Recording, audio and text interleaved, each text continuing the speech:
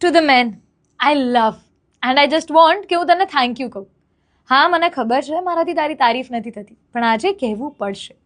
Thank you મને હંમેશા ઘરે મૂકવા માટે. ઘણીવાર લેટ નથી થયું હતું, તે છતાં પણ હું સ્ટ્રગલ ના કરું ને એટલે તું મૂકવા આવી જાય છે. થેન્ક યુ એના માટે. થેન્ક યુ હંમેશા ટ્રાફિકવાળી સાઈડ પર ચાલવા માટે. અને જો હું જીદ કરું કે હું ચાલી લઈશ, મને આવડે છે, તો બસ ધીમેથી મારો હાથ પકડવા માટે, મારી કેર કરવા માટે, મને વહાલ કરવા માટે થેન્ક યુ.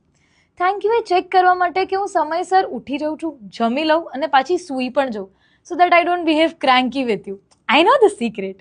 પણ એની સામે નાની નાની વસ્તુઓ નોટિસ કરવા માટે થેન્ક યુ.